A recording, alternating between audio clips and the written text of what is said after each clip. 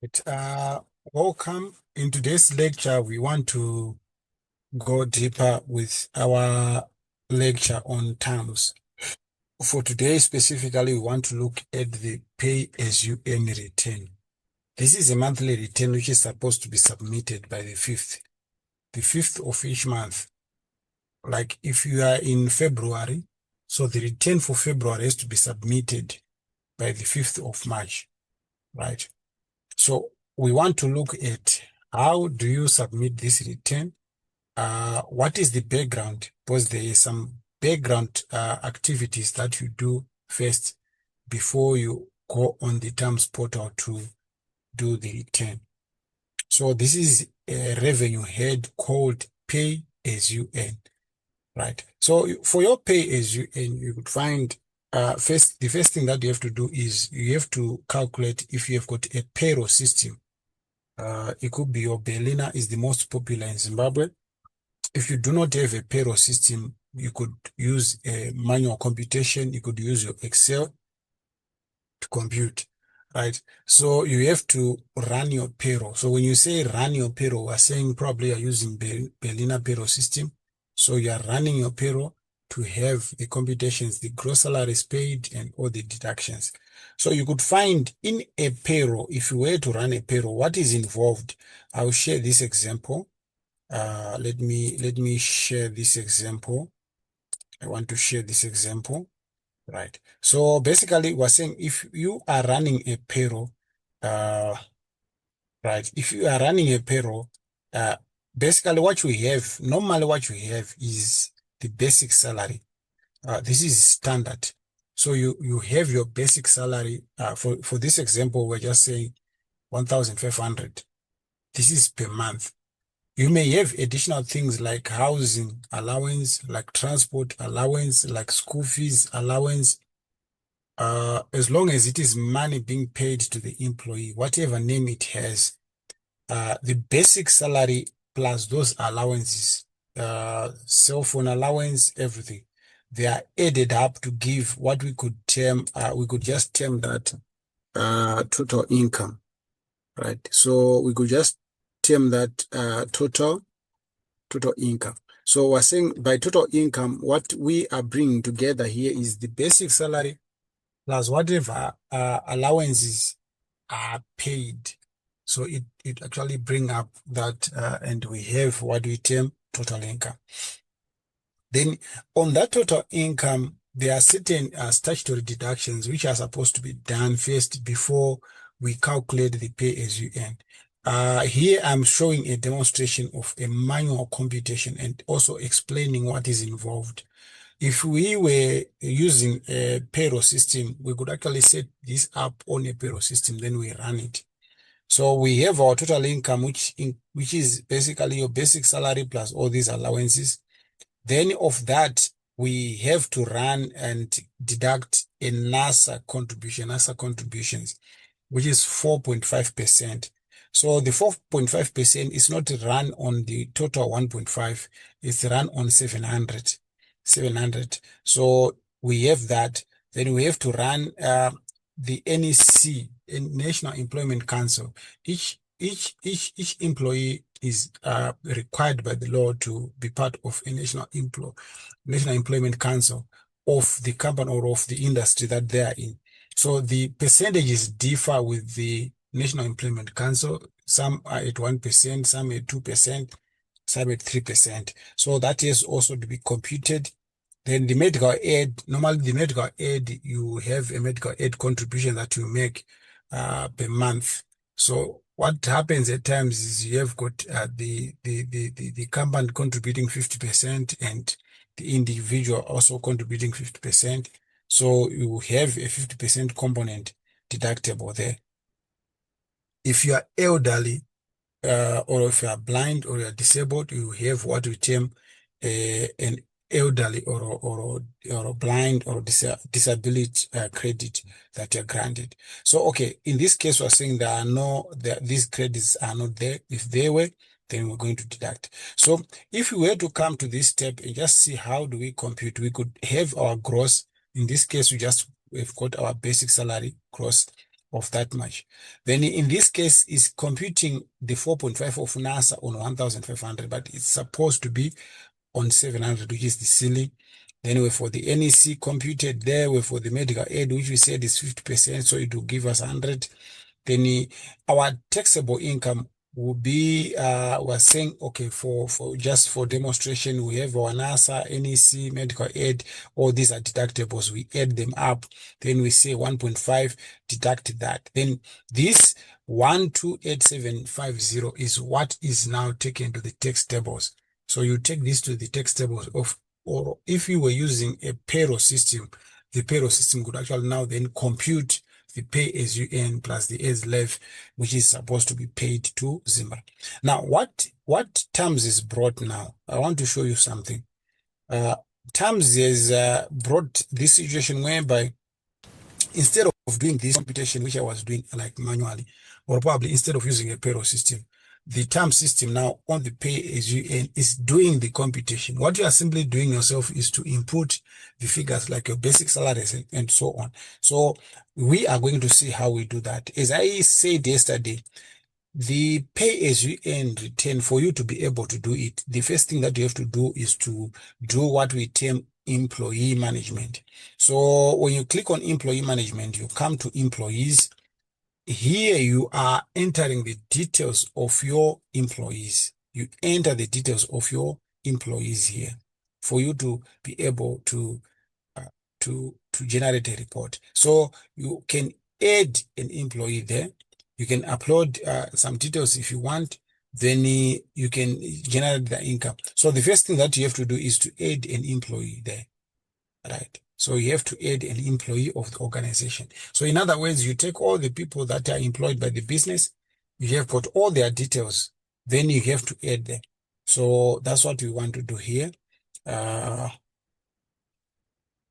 Right. I just wanted to open up so that I'm just going to add one employee, or I'll save that as a draft.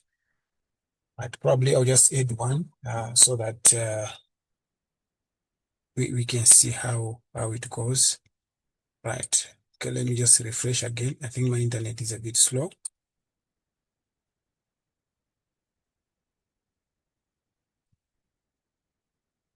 Right.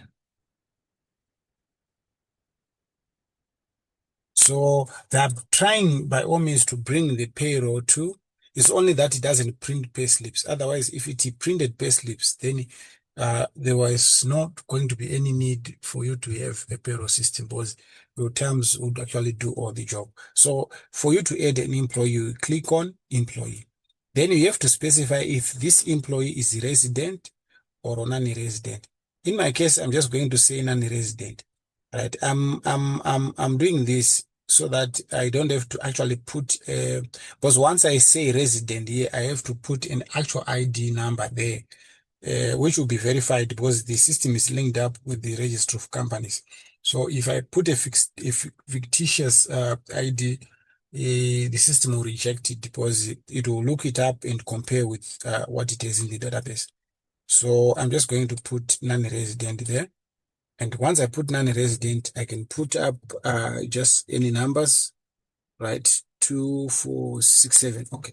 So I'll just put up like TT 1, 2, 1, 2, 1, 2, 9. So I can just put that. Then I can also come here and put a country of issue. I can put any country. It doesn't matter now. I can even put Botswana there. Then I can put any name of the employee. Probably let me just put up that. If there was a middle name, I could just put it there.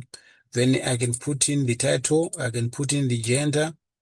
I can put in the nationality. I said Botswana, so let me just go and look up for Botswana there. Do I have Botswana? Right, so I can come here and put the date of birth. All right, so these details that we are feeding up here, when you are creating the employee, you are not imagining this information. You are taking from a database which the company already has. So your job is basically just to enter that information. Then the profession, let's say this person is Okay, let's say, okay, we can just say bookkeeper. Position, we can say bookkeeper as well. Right, so, right, book. So it's sort of, was the way a payroll system is. Yeah, this is how they've created terms. Basically, this is how payroll systems are. When you are creating an employee, these details that we are entering, most of them is what you enter in the payroll system. Then, in terms of date of employment, we can have, I can just have and say 1 January, right? Then we have to verify. So when I run verification, I assume it's going to allow me to add this because I didn't put resident there. Let me just try and verify. Right. So so the information is correct. Because I put non-resident. If I had put resident there, they were going to require a proper ID there. Right. Here then I just go on and put the address details, and I could just put up that, and probably just put up that. It doesn't matter. Put up that. Then I would just say same as postal. Right. Then here I'm putting in the contact details of the employee. Right. Then I could just say save. And then here, if this is additional questions, any blindness, if there are any, you could just say yes. Any disability, because they are asking this so that they assess if you are eligible for blind credit, disability credit. Then on the marital status, you can either say married or single.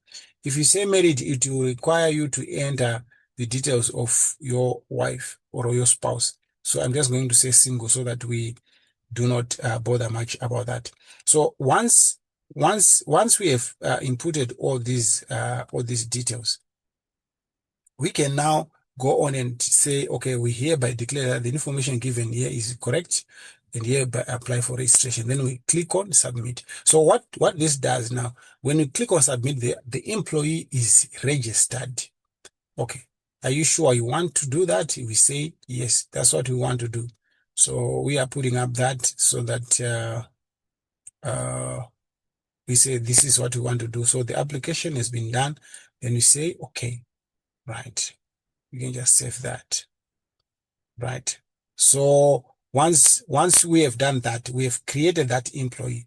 You can see that the employee registration has been approved. It's approved automatically. This one is approved automatically. We did it today. So it's done.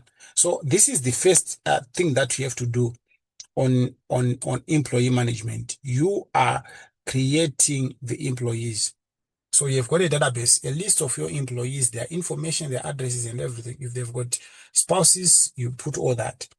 After creating an employee, now for you to do a return for a particular month, you have to create their income, or you have to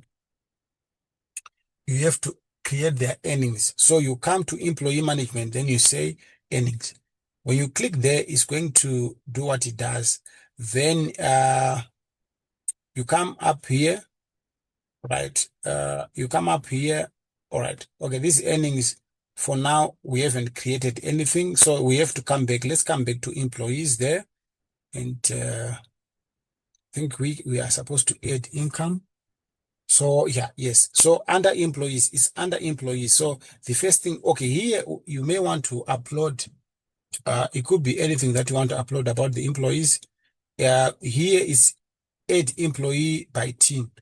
So probably you've got an employee who already has got a tax identification number. So instead of adding this way, the way that I did was when an employee already has a tax identification number, it means they're already in the Zimra database. So you can add them using that TIN number, which is tax identification number. It's faster because they're already there. Once you put in your TIN, the system will automatically pick. You can just probably, let me click there so that you see how it works. Right. So this has to be known because until you add an employee, you are not able to compute their pay as you earn.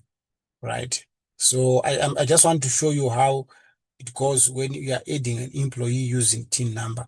It's much faster, but you can only do that if that employee already is registered with the Zimra, which means they already have a TIN number or a tax identification number. So you could just register them using that. The system takes a bit of time. So you could find here, you are just specifying are they resident, non-resident, what is their TIN number position, and so on. The details that you complete here are fewer. Why? Because this person is already in the system. So you put their ID there, you put their country there. Then once you put a TIN number, it will show you the tax payer name and so on and so forth, right? So this is the way you use when you are using TIN, when you're using add employee by TIN number. Then you can upload, it could be information to do with the employees, you can upload there. Now, once the employee has been created, the next thing that we have to do is to generate employee incomes. So when you say generate employee incomes, you are now entering their earnings and their deductions. So you just click there. So when you click there, the system will run and do what it does. Then from there on, you can, right. So what it does now, it runs, then it gives you this window, right? So it will show you the TIN number, the type of taxpayer, right? Then it will show you the name of taxpayer. Then you have to select the tax year. So this one you are selecting yourself. You have to select the tax year, right? So you select the tax year. So let's say probably we are computing for 2026. So you select 2026, then you have to select the period. You could find what happens now is if I have like outstanding periods, in other words, if I have previous periods in which I haven't submitted payee returns, you could find when I try to submit, it may give me an error. You are not authorized to assess employees' earnings. Please ensure registration for payee tax type before processing. So, okay, in this case, we are not allowed to do this because this taxpayer is not registered for pay as you earn. So, the pay as you earn tax head has to be registered for first before we can do the tax computation. So let's just see. Okay, probably let's change. Let me change this and take up this. Right. Just want to take up that so that we see if we're able to. Right.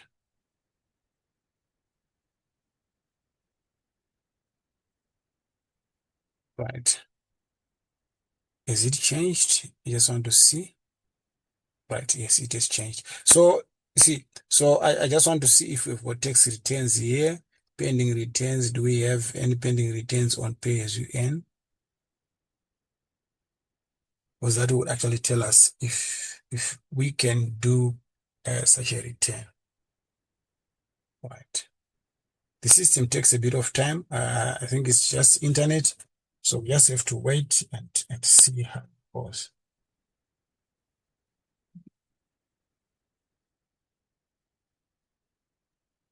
Right.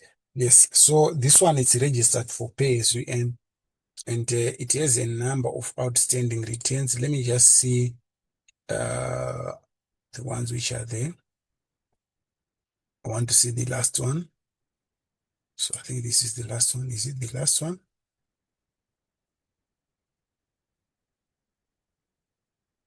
Right.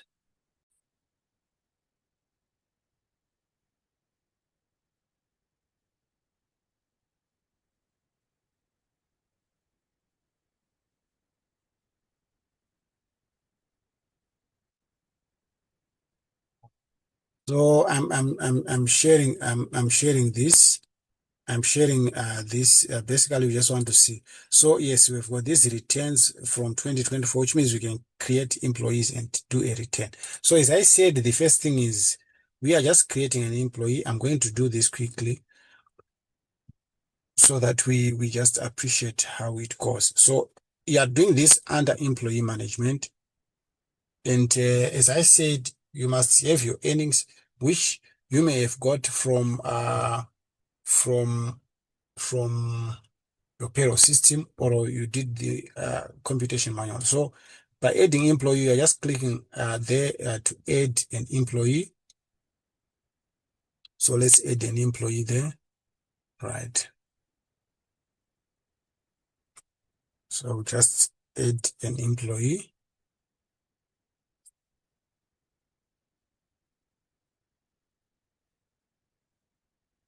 Right, let's just allow it to load up as we load in, as we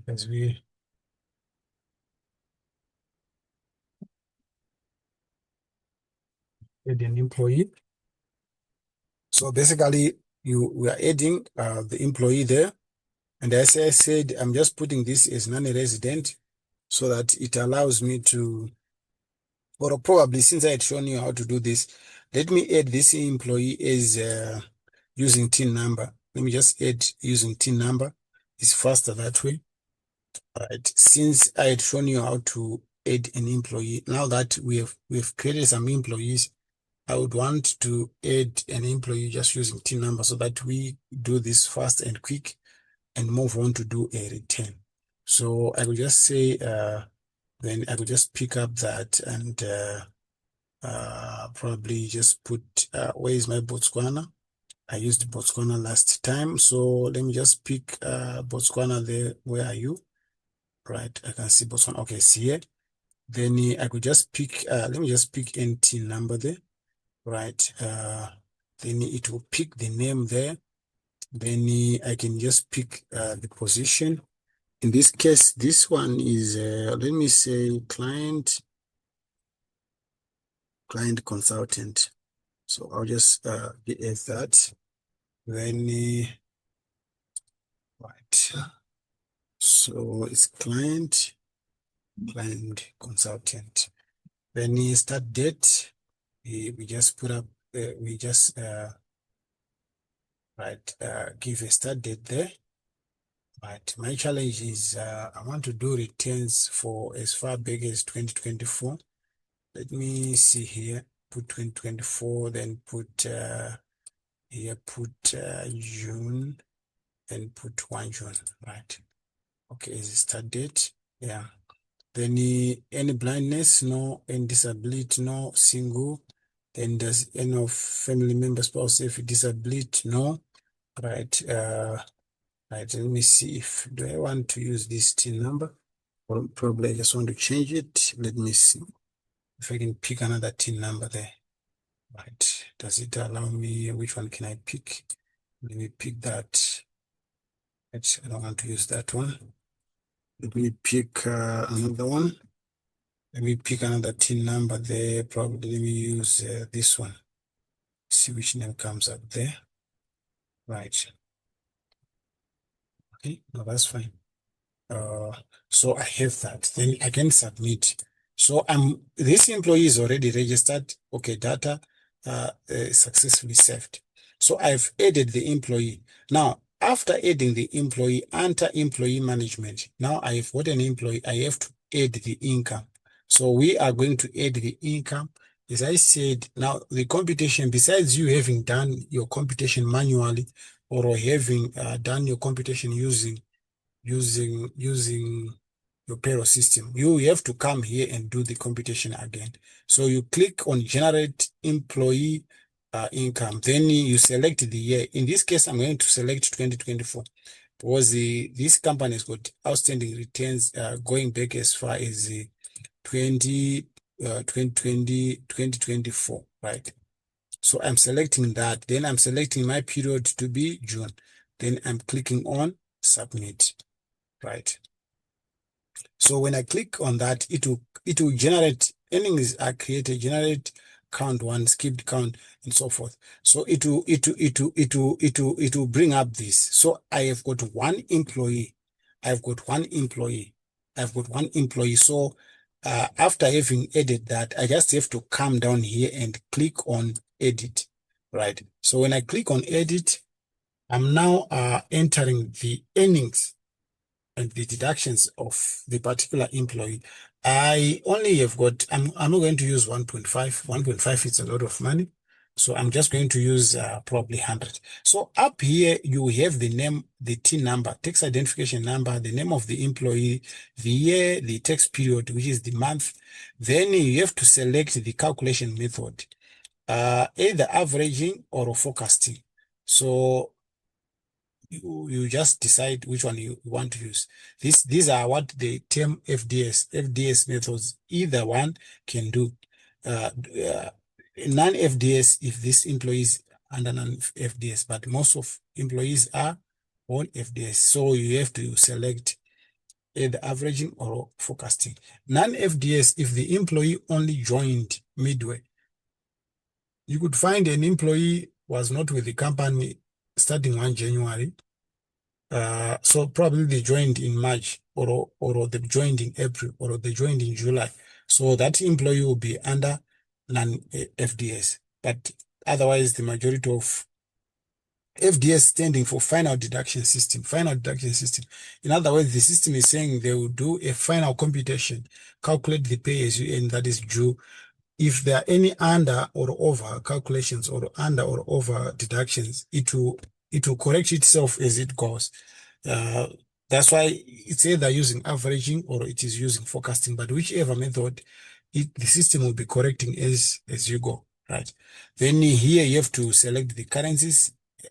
Are you doing both ZWG and USD, or are you just doing USD, right? So if you were doing both, you just select that. Then you have got to put the exchange rate there. Basically, the exchange rate is your interbank. So just putting up a round figure or a rounded figure, and just put 27 there. All right. Then you have to let me just remove non-FDS there. Then you could find once I have done that, I just have to come here and say current salary, wages, fees, commissions, etc. So these are your earnings now. You are now putting your earnings here. Right. So these figures, you already have them. You know this person earns how much. In my case, I'm just saying $100. Uh, then what are other exemptions on current salary, wages, commissions? Are there any exemptions that you have to put there? Then is there any overtime being paid? Is there any bonus being paid? Is there any exempt portion? Then if there are any ZWG earnings which are being paid, you're putting up that. So these are figures you already have. Now, once you have that, you click on calculate, right? Then it will do a calculation, right? It will add up and just see how much is being paid there. Then you have got your current irregular commission here. Do you have anything commission being paid, USD, ZWG, other irregular in the sense that they are not being paid monthly? You put up those figures. Other current severance pay, gratuity, or similar benefits or retrenchment with exemption, then you put up all that. Current exemption on severance pay, it will compute that. Current gratuity, that exemption. Current housing benefits, these are the benefits that we spoke about. Do you have any housing? We put that. Do you have any vehicle benefit? We put that. Education benefit? We put that. See, these figures, you are only putting them if you have them. If this person is just earning a basic salary without all these other benefits and commissions that I'm talking about, you are leaving it blank. Other current benefits, you put up that. Current non-taxable earnings, if they are there, then you calculate that. Then we come here now, current pension contributions, you put your pension contribution there. Then current NASA contributions. Now you come back to this computation that we did. If you were doing a manual computation, like in our case, we were doing a manual, then you just come and pick, in this case, we're just picking the 67.50, right? That's your NASA. You then come and put that figure, okay, here. In this case, it's not supposed to be that. Actually, it's supposed to be $4.50, because it's on $100. I reduced it to 100. Then any current retirement annuity fund contributions, you put that. So you are doing this for USD, you are doing this for ZWG if you have got ZWG. Then these fields are grayed out, you can't change them. Then do you have any NEC contributions? We said Ours is 3%, so it's $3 on $100. So we are having that. So you are just putting up your $3 there. Then the current other deductions, if they are there, you have to justify them. It could be your, what could it be? Probably your SIMDEF. Then we have our medical aid, current medical aid contributions. In other words, this one, we could just put $5 because it's on $100. So we could just put $5. Then if there are any other medical expenses, because we are saying besides you contributing to your medical aid, you may have gone to a doctor. With your medical aid, you may have had shortfalls which were not paid. If they were paid, then you can't claim them. So these are expenses that.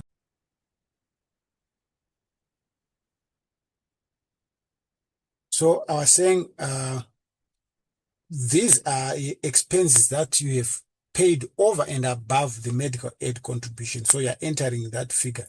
So you must have all these figures from the employees. Then right, then the system will compute all these other things. So you could find what you have to do is you have to enter all these things. So once you have done that, you can just calculate. If you want, you can calculate so that you see how much is payable. We are not going to pay any tax on this person because $100 is below the taxable threshold. So it will save that. Then I just have to click on save. So this is what you do. I click on save to save the data. Is it saved? All right, it's saved. Right. So this is what you have to do first for you to be able to submit a pay as you earn return on terms. You must have created the employees. You create their incomes for each period. Now, once you have done that, you can now come and do your tax return. This is your pay as you earn tax return. So you just come here to this tab, click down there, click on pending tax returns because you want to see these are uploaded by Zimra. It's not you who originates them. They are uploaded by Zimra. When they forge you, they are uploaded. So you just have to come there. And this one is on page 2. This company is in arrears big time in terms of these returns. Then you click on, so you can see I'm on June. So I'm clicking on this return. So when I click on that return, you would find I'm not going to submit this return. When I click on that return, you would find the return is going to show me and allow me to submit it. So it will automatically pick the information from the employees that we calculated, their incomes that we also calculated. So this return will automatically pick that. Then it will just allow you to submit. You can't now edit because you are not inputting the information direct from this return. You are capturing that information via creation of employees, via creation of their earnings. So let's just wait. So what it does now, it will do this. All right. So, okay. So these ones are not current. So these ones, they allow for me to enter the pay as you earn. So if there was any pay as you earn, I could just enter it. In this case, I'm not paying any pay as you earn. So I'm just putting up zeros there because those figures are below the threshold. So I'm just putting up that 0. Then even the edge left, I'm just putting up 0. So the lockup, I think it's happening for the current submissions in 2020, actually 2025. You are not able to edit like what I'm doing here. You can't edit. It will pick automatically from the employee.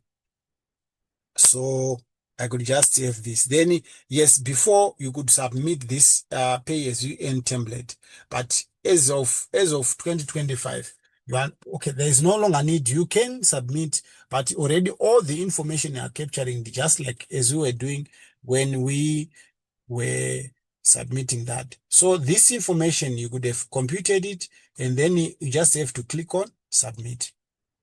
See, or you can just save and submit later on. So this is how you do a pay as you earn return. This is how you do a pay as you earn return. So once you do it and submit it, your pay as you earn return for that period is done. You wait for the next month. This return is submitted by the 5th. The information is coming from your payroll system, either an electronic payroll system like Berliner, or is coming from your manual payroll system. It all depends with what we have. Thank you for watching. See you in the next video.